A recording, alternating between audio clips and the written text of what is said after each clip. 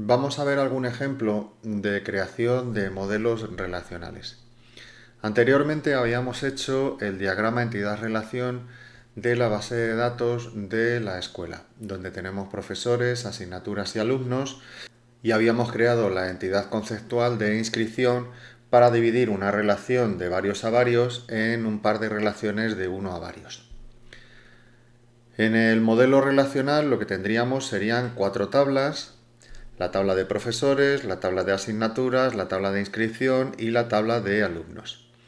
Y cada uno de los atributos de esos elementos del modelo entidad-relación se convertirían en campos dentro del modelo relacional: nombre, apellidos, nacimiento, duración, fecha, email, dirección, etc. Lo primero que deberíamos hacer es diferenciar los nombres de las tablas, que en este caso no hay problemas: profesores, asignaturas, inscripción y alumnos, y diferenciar sobre todo los nombres de los campos. Aquí sí que tenemos alguna dificultad. Tenemos el campo nombre en profesores, en asignatura y en alumnos. También tenemos el campo apellidos, que se duplica en alumnos y en profesores, y el campo dirección, que también está duplicado.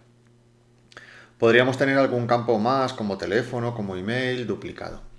Entonces necesitamos diferenciar esos campos de tal modo que no sean ambiguos y que sepamos exactamente a qué tabla pertenece. Un modo de hacerlo es ponerle un sufijo al nombre de esos campos. En la tabla de profesores, a aquellos campos con nombres ambiguos se les podría poner un sufijo, o podríamos ponerle un prefijo o algún otro modelo de diferenciación. En la tabla de asignaturas, pues podríamos ponerle algún sufijo a los campos que lo necesiten. En la tabla de inscripción también, y en la tabla de alumnos pues lo mismo: nombre, apellidos y dirección podrían llevar un sufijo para que lo podamos diferenciar.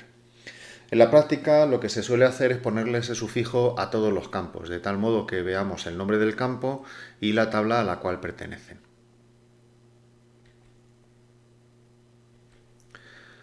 Lo siguiente que debemos hacer es identificar las claves primarias dentro de cada una de esas tablas. En estas tablas no hay claves candidatas, es decir, no hay ningún campo que no se pueda repetir dentro de esas tablas. En profesores, en asignaturas, en alumnos, todos los datos son susceptibles de repetirse. Los nombres pueden aparecer varias veces, las direcciones podrían aparecer varias veces, y pues los apellidos también podrían aparecer varias veces. En estos casos en los que no hay claves candidatas, lo que se hace es crear un nuevo campo con el nombre de identificador que sirva como clave primaria directamente. En la tabla de profesores crearíamos un campo de identificación del profesor que pues tendría un número o algún tipo de referencia que diferencie perfectamente a esos profesores. Si hubiésemos tenido, por ejemplo, el DNI, pues no hubiera sido necesario crear este identificador del profesor. Aunque luego en la práctica muchas veces, aunque tengamos el DNI, pues también se hace el identificador del profesor, para que si el campo del DNI queda vacío, pues las relaciones puedan seguir funcionando. En el campo de asignaturas añadiríamos un campo de identificación. En inscripción también pondríamos un campo de identificación, y en alumnos también pondríamos un campo de identificación. Todas las tablas deberían llevar una clave primaria, y lo que se suele hacer es crear un campo de identificación dentro de cada una de ellas. Para poder hacer las relaciones, lo siguiente que haríamos es definir cuáles son las claves foráneas de esas relaciones. Haríamos una propagación de claves. Entre la tabla de profesores y la tabla de asignaturas debemos relacionar el identificador del profesor dentro de la asignatura. Por tanto, propagaríamos, es decir, duplicaríamos ese campo del identificador del profesor para que también aparezca en la tabla de asignaturas. Y así podríamos relacionar ese identificador que aparece en la tabla de profesores con cada uno de los registros de las asignaturas que le corresponde. Eso definiría una relación de uno a varios. El identificador del profesor en la tabla de profesores, que es clave primaria, es el lado 1 de la relación, y el identificador del profesor, que es clave foránea, que es la clave propagada en la tabla de asignaturas, pues es el lado varios de la relación. Esto significa que los profesores pueden impartir varias asignaturas y que cada asignatura es impartida por un único profesor. O dicho de otro modo, que el identificador del profesor solamente aparece una vez en la tabla de profesores, pero puede aparecer varias veces en la tabla de asignaturas. Entre la tabla de asignaturas y la tabla de inscripción también habría que hacer una propagación de claves foráneas. El identificador de la asignatura debería aparecer dentro de la tabla de la inscripción y entonces podríamos relacionar esos identificadores entre asignaturas e inscripción. La clave primaria, el identificador de asignatura, que es clave primaria en la tabla de asignaturas, pues es el campo, es el lado 1 de la relación, y ese identificador, que es clave foránea, ese campo propagado en la tabla de inscripción, pues es el lado varios de la relación. Esto significa que la asignatura puede recibir varias inscripciones y que cada inscripción se refiere a una única asignatura. O dicho de otro modo, que el identificador de la asignatura en la tabla de asignaturas solamente se registra una vez, pero ese identificador de asignatura aparece múltiples veces en la tabla de inscripción. Entre la tabla de alumnos y la tabla de inscripción también existía una tabla. Entre la tabla de alumnos y la tabla de inscripción también existía una relación de 1 a varios. Y eso lo podemos hacer propagando el campo del identificador de alumno dentro de la tabla de inscripción.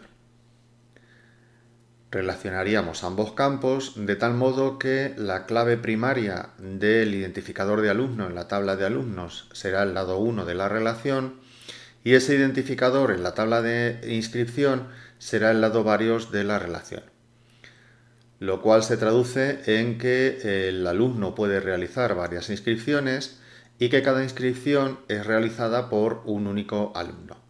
Dicho de otro modo, el identificador del alumno en la tabla del alumno aparece una única vez y el identificador del alumno en la tabla de inscripciones aparecerá múltiples veces. Este modelo relacional es mucho más detallado que el diagrama entidad-relación y va a permitir que a continuación, pues a través de la programación del EL, podamos definir la estructura de la base de datos.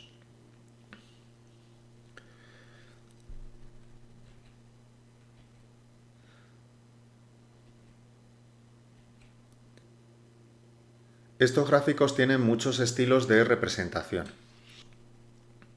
En este gráfico, por ejemplo, las relaciones se han identificado con los pares máximos y mínimos. No se ha puesto la cardinalidad directamente, sino el par máximo y mínimo.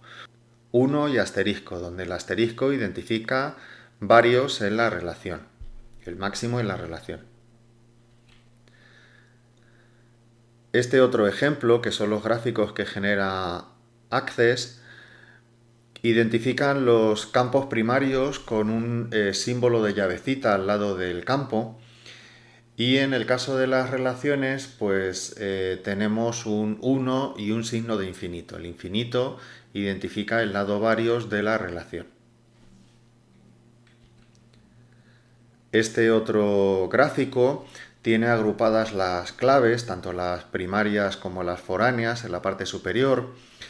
Y en las relaciones se identifica el lado 1 y el lado varios con una línea de patas de gallo. En un lado tenemos varias rayitas que identifica el lado varios de la relación y en el otro extremo pues tenemos una única rayita que identifica el lado 1. En aquellos casos en los que tenemos una relación de varios a varios, pues hay patas de gallo en ambos extremos de la relación. Este otro gráfico es el que crea una aplicación que se llama Workbench, que es un IDE para la gestión y la definición de las bases de datos.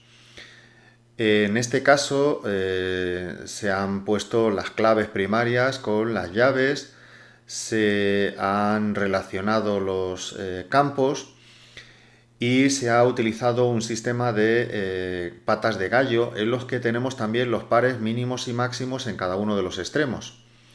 Aquí tengo que el mínimo es 1 y el máximo 1, y en este lado tengo que el mínimo es 1 y el máximo varios. Aquí, por ejemplo, pues tengo una relación de 1 a 1, donde el mínimo es 1, el máximo 1 en ese lado, y este par de mínimo y máximo pues es también 1 y 1. Por tanto, los dos máximos son 1 y las relaciones de 1 a 1. En este ejemplo también se han indicado los tipos de datos que se van a poner en cada uno de los campos y algunas otras propiedades como su longitud. Esta aplicación, Workbench, permite que una vez creado el modelo relacional, una vez creado el dibujo de esa base de datos, pues automáticamente se genere la programación de la definición de la base de datos, es decir, se hagan las instrucciones del DLL que generan esa estructura. Otro tipo de gráfico pues es el que genera el PHP-MyAdmin, que es el que vamos a ver principalmente en este curso, y que también identifica las claves primarias con unas llaves, y que en este caso las relaciones de 1 a varios las pone con un puntito en el lado 1 y con un arco en el lado varios. Aquí tenemos el lado varios, aquí el lado 1, aquí el lado varios, aquí el lado 1. Aquí también nos encontramos que los campos van acompañados de la descripción del tipo de datos y su longitud.